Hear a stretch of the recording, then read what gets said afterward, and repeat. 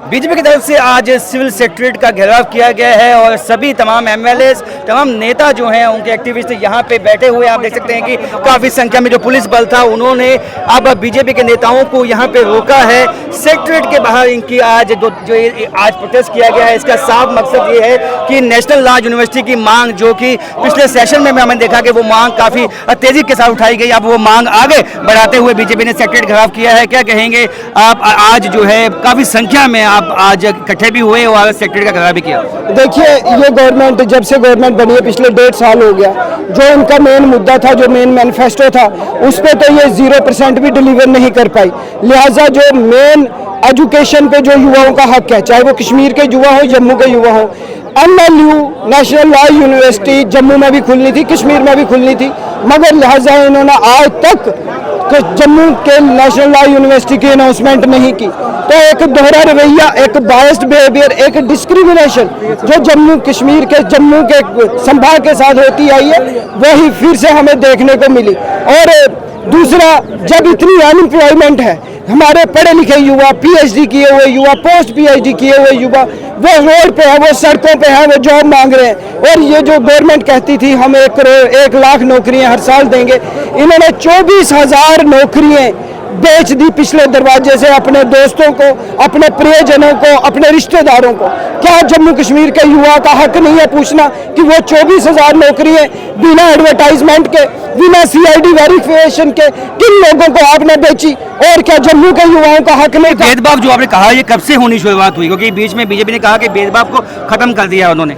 देखिए, भेदभाव जो भी कश्मीर सेंट्रिक पॉलिटिक्स है, वो कश्मीर के आगे पीछे ही घूमती है। जब हम भारत माता की जय बोलते हैं तो ये किसी तीसरे मुल्क की जय बोलते हैं। तो मैं चाहता हूं कि अगर आपको कोई दूसरे मुल्क इतने प्यारे हैं तो आप उधर लिहाजा चले जाइए, मगर अगर भारत में रहना है, भारत माता की जय भी कहना है।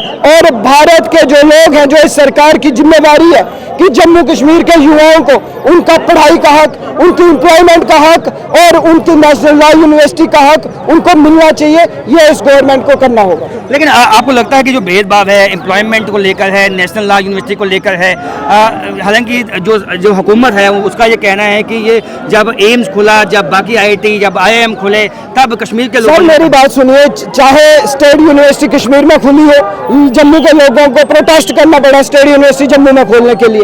सेंट्रल यूनिवर्सिटी कश्मीर में खुलती है, जम्मू के लोग, हमें भी BP में थे, ऐसे ही प्रोटेस्ट करके हमने सेंट्रल यूनिवर्सिटी जम्मू में लाई। एम्स अगर मोदी जी ने खोला तो जम्मू में भी खोला, कश्मीर में भी खोला। जब हर यूनिवर्सिटी 2 हो सकती है तो नेशनल लॉ यूनिवर्सिटी 2 क्यों नहीं हो सकती? वो जम्मू के लोगों को यूनिवर्सिटीज क्यों नहीं मिल सकती?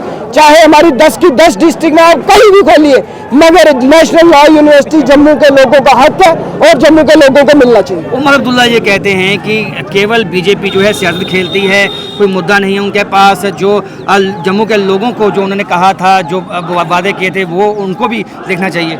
उमर अब्दुल्ला साहब की हिपोक्रेसी तो आज आपने सुबह ही देख ली होगी। ईरान जिंदाबाद, दूसरे देश जिंदाबाद, भारत माता की जय तो कभी हमने सुनने को मिला नहीं। तो एक दोहरा मापदंड वो करते हैं, कहते कुछ है, करते कुछ है। वो Lord Curzon, Lord Macaulay, Dixon plan की फिलॉसफी को फॉलो करते हैं। लिहाजा आप किसी भी क्षेत्र में देखिए, जो ये कश्मीर सेंट्रिक पॉलिटिक्स है, इन्होंने हमेशा जम्मू के साथ भेदभाव किया, जम्मू के युवाओं के साथ भेदभाव किया। और कश्मीर का जो गरीब युवा है, जो शिकारे वाला, रेडी वाला, मजदूर है, उसके साथ इन्होंने टोटल बाइस किया, टोटल डिस्क्रिमिनेशन किया। और उसी के खिलाफ आज हमारा सिंबॉलिक प्रोटेस्ट जो कहाँ तक चलने वाली है, कब तक आप, क्योंकि उनकी तरफ से साफ कह दिया गया इसमें कोई सियासत नहीं होनी चाहिए।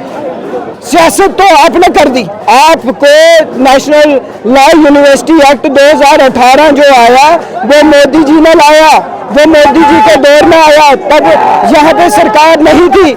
और उसमें साफ लिखा कि आप जाइए, अगर आपके जम्मू कश्मीर को 2 यूनिवर्सिटी की जरूरत है, 2 खोलिए। सेक्शन 3 उमरुद्दुल्ला साहब ढंग से पढ़ लीजिए, उसमें लिखा हुआ है। तो आपने तो पॉलिटिक्स कर डाली, आपने कश्मीर में क्यों अनाउंस किया? आप 2 यूनिवर्सिटीज अनाउंस करते तो हम भी मानते कि आपको अगर कश्मीर के युवाओं की फिक्र है तो आपके जम्मू के युवाओं की भी फिक्र। बिल्कुल, हमारे साथ अन्य विधायक हैं, क्या कहेंगे कि ये जो भेदभाव है, ये कहाँ तक आपको लगता है कि केवल नेशनल लॉ यूनिवर्सिटी का मुद्दा है या बाकी मुद्दे भी? देखिए, ये हमारे जम्मू कश्मीर की बड़ी बदकिस्मती है कि कांग्रेस और नेशनल कॉन्फ्रेंस ने हमेशा से जम्मू कश्मीर को लूटा है और आज वो युवाओं के साथ एक भेदभाव की राजनीति कर रही है, जिसमें हमारे बच्चे जो हैं वो कहीं ना कहीं सफर कर रहे हैं। अगर हमारे बच्चे एनएलयू की डिमांड कर रहे हैं तो क्या गलत कर रहे हैं? एनएलयू मिलना चाहिए और हमारे जो 10 डिस्ट्रिक्ट है उनमें ही एनएलयू मिलना चाहिए। लगता है बाकी जो मुद्दे हैं, एम्प्लॉयमेंट का है, बाकी मुद्दे हैं, वहाँ भी भेदभाव है जम्मू के साथ? बिल्कुल, मुझे लगता है कि जम्मू कश्मीर में हर वर्ग के साथ भेदभाव है। नेशनल कॉन्फ्रेंस और कांग्रेस अपने कुछ भाड़े के टट्टुओं को नौकरियां देना चाहती है और बाकी आम जनता ग्रस्त है। चाहे वो पावर प्रोजेक्ट्स हों। अच्छा ये देख सकते हैं कि इनका कहना है कि चाहे कोई भी क्षेत्र हो, उनके जम्मू के लोगों के साथ भेदभाव किया गया है। मेरे आप देख सकते हैं कि यहाँ पे आप धरने पे बैठ चुके हैं और काफी संख्या में जो लोग हैं, आप क्या कहेंगे जो भेदभाव है जम्मू के साथ खत्म नहीं हुआ अभी? देखिए, ये अब्दुल्ला खानदान शुरू से ही जब से सत्ता में है तभी से जम्मू के साथ भेदभाव करता रहा है और आज जब से फिर से इनकी सरकार आई है जम्मू के साथ फिर से ये वही भेदभाव करते हैं। हम सब जानते हैं कि इनके दादाजी जब 75 में मुख्यमंत्री थे तो जम्मू कश्मीर को एक जो जम्मू के लिए आयुर्वेदिक कॉलेज मिला था, कई वर्षों तक इन्होंने नहीं खुलने दिया और उसी तरह आज जो NLU national law university Jammu में खुलनी थी उसको कश्मीर में ले जाने का प्रयास ये कर रहे हैं। लेकिन जम्मू कश्मीर के चाहे हमारे जीते हुए विधायक हों, चाहे यहाँ का युवा हो, ये किसी भी कीमत पर नहीं करने दिया जाएगा और जम्मू में ही जो है एनएलयू खुलेगी।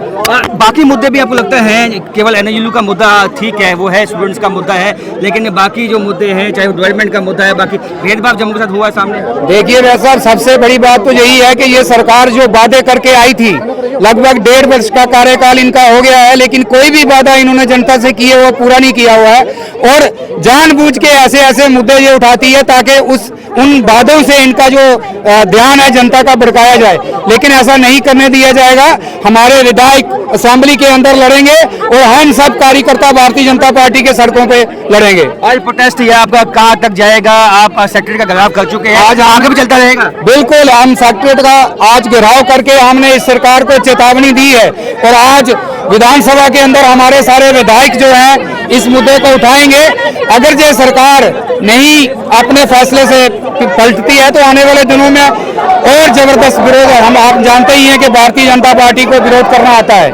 बिल्कुल, भारतीय जनता पार्टी अपने जिस तरह से विरोध पहले आप जब सत्ता में नहीं थी, अभी भी जब भी ये विपक्ष में होते हैं तो प्रोटेस्ट इनकी तरफ से इस तरह के किए जाते हैं। तो आप जैसे स्टूडेंट भी हैं, क्या कहेंगे? हम यहाँ पे पीसफुली प्रोटेस्ट करने आए थे एनएलयू के लिए। एज लॉ स्टूडेंट हमें एनएलयू जम्मू में चाहिए। जम्मू के बच्चों के पास क्या ही है, प्रोग्राम माइट जम्मू यूनिवर्सिटी, हमें भी एनएलयू में पढ़ाई करनी थी और हमारी आवाज को यहाँ दबाया जा रहा है। तो देखिए पुलिस यहाँ पे इकट्ठी की हुई है, फीमेल्स पे लाठीचार्ज हो रहा है, हमें हक नहीं है कि एनएलयू में पढ़ने का।